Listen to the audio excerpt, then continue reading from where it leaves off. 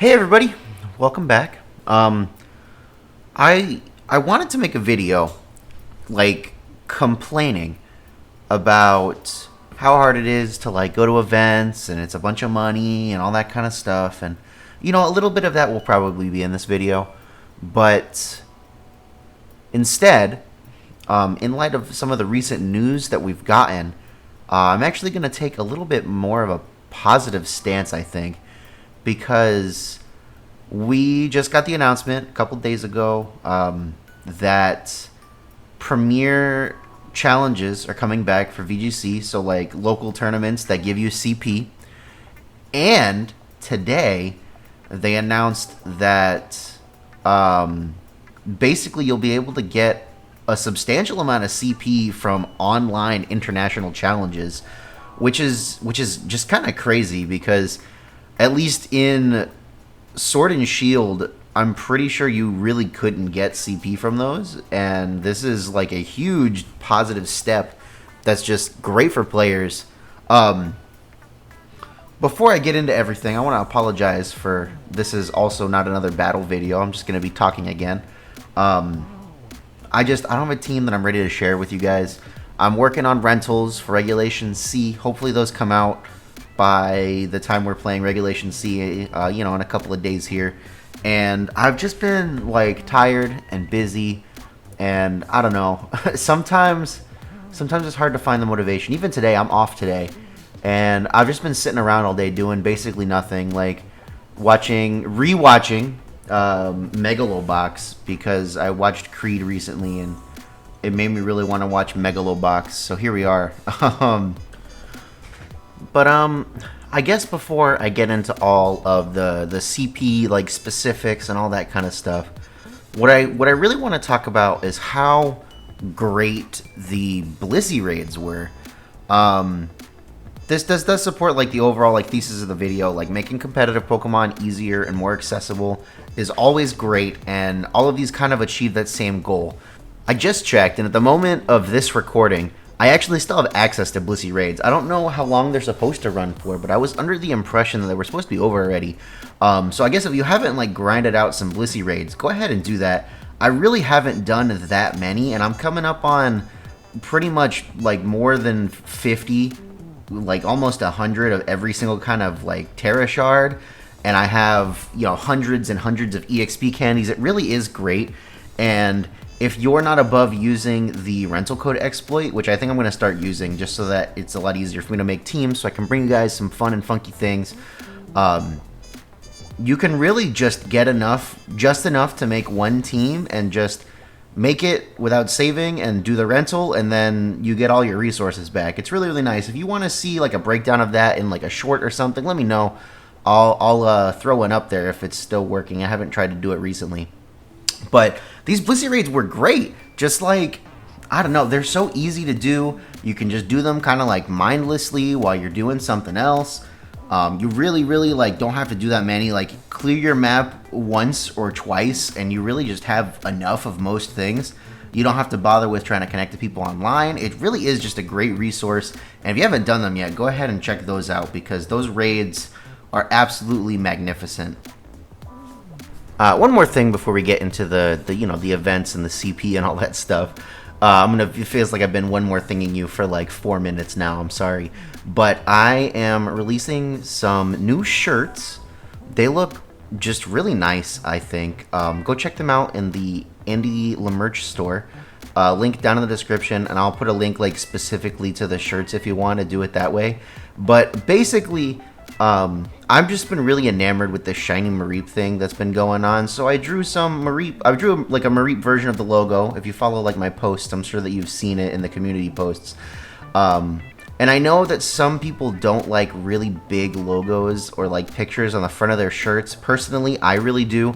But I have had people tell me that they just don't like when there are big pictures on the front of their shirts. So I have these really, really cute shirts with the little tiny sheep on the front there. It comes in both shiny and non-shiny versions, and then on the back is the Mareep version of the logo. That way, you're not so big and loud and bold on the front of the shirt, but if you want to show off your AndyLaFanness, you can still do that because it's right there on the back. Hopefully you like them. I think they're really cool shirts. They come in 5 colors. I guess I'm only allowed to pick 5 colors now. I would just pick them all so you guys could just pick the color you want, but it will only let me pick 5 now. But yeah, let me know what you think about those down in the comments. Go check them out. Buy one if it is financially responsible for you. Okay, so the kind of second thing I want to talk about, I guess, is that Premier Challenges are coming back. If you don't know what those are basically like smaller tournaments, kind of like the local scale. So no, usually it's going to be at like your local card shop or something. Some card shops hold like weekly VGC tournaments, and what they also will have the option to do, I think Premier Challenges normally are kind of like the same as the TCG equivalent, so they can hold them like once a month, and you get CP for them basically. Those are coming back finally after it's been a few years. They went away because of COVID, but now they're coming back, and we have confirmation of the CP amounts that you get. It looks like if you get first place, that's 30 CP, which doesn't sound like a lot, but if you have a store near you that can hold one of these every month, at least I'm assuming they'll be allowed to do it every month when, like I said, when we get back into the swing of things.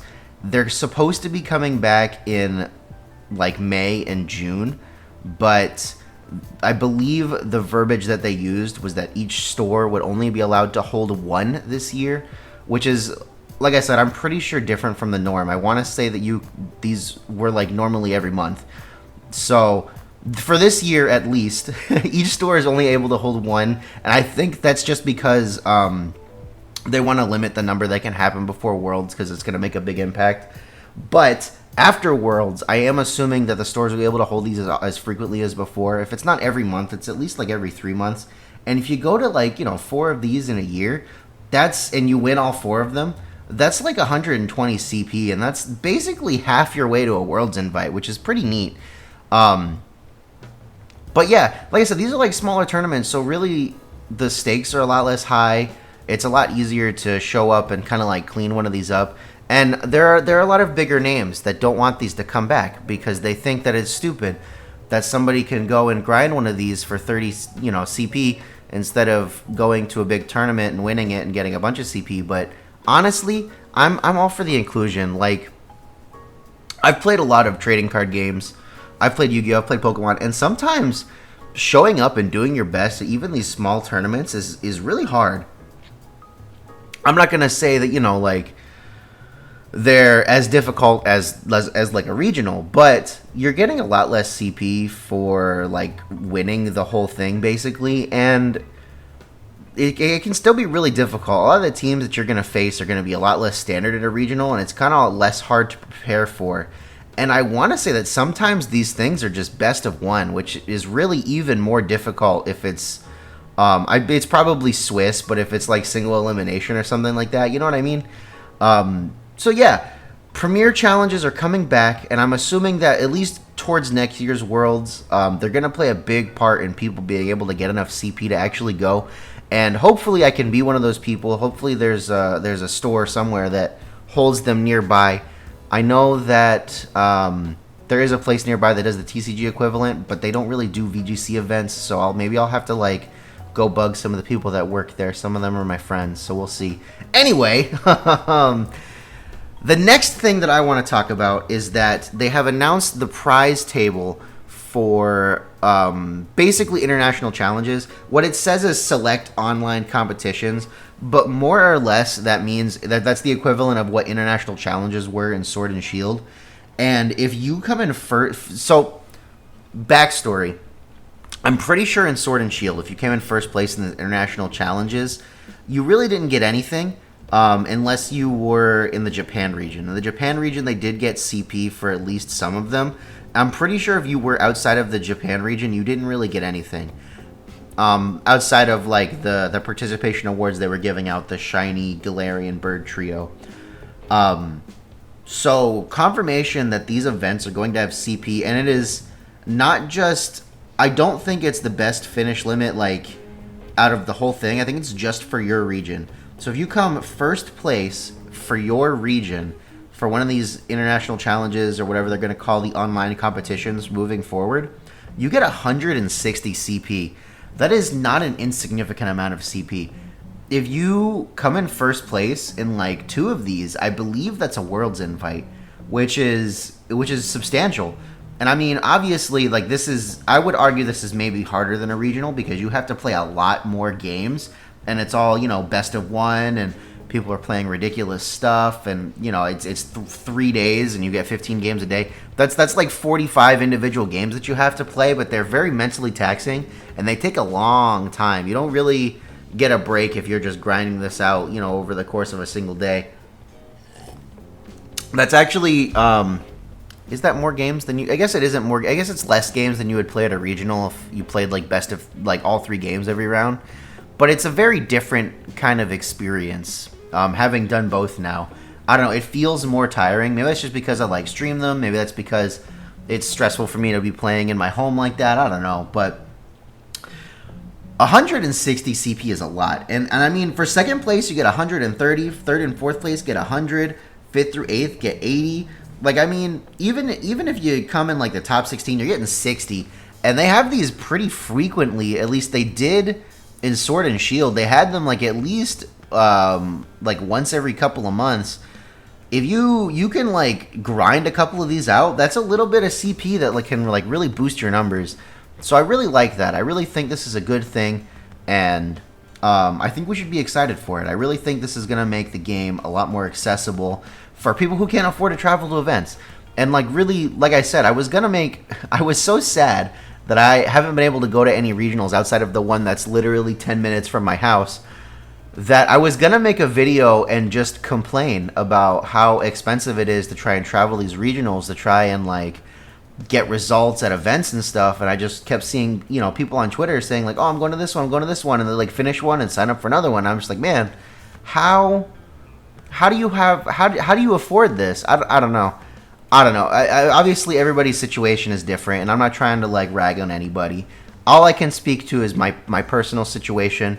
And for me personally, this feels like, it feels, you know, I mean, it feels like a big shot, like a big shot in the dark.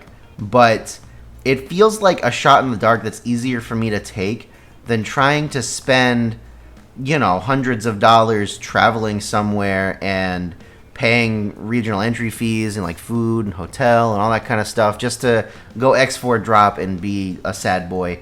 At least for this, if I don't win, I'm not like losing money and making myself poorer, you know? I don't know. Does that make sense?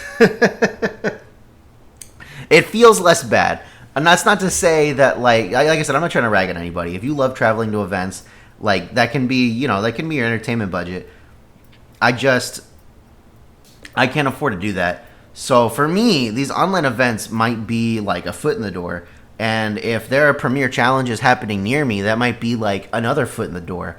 And every extra foot that we can put in the door opens it a little bit more.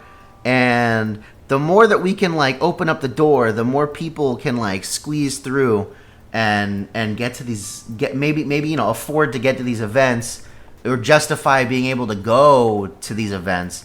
Because, like, you know, I mean, if you win a bunch of CP from like these online competitions and like premier challenges and stuff, that's going to boost your confidence, and maybe you'll feel better about spending money to go to one of these events because you feel like you're going to do better. And that's good for the Pokemon Company. That's good for just the, you know, the game in general. And we're already starting to see the effects of the game growing at these regional events. People who have never had good tournament results before are showing up to these tournaments in mass and getting these amazing results. Literally, one of the last regionals that happened, it was somebody's very first regional ever, and they won the whole thing. And their opponent in the final round, it was literally their second regional ever. Like, like, that's crazy to me. I don't know. It's good for everybody for these sort of things to exist. And if you're one of those people who is angry that somebody is going to like qualify for the same event that you are through like these, like, you know, these smaller local tournaments or these online tournaments, I just gotta ask you, like, what's your deal, man? Like, I'm not trying to rag on anybody, and I mean, I feel like this has to be said. Their accomplishments do not make your accomplishments look worse. You get a lot more for winning a regional than for qualifying through winning regionals than you do through qualifying this way.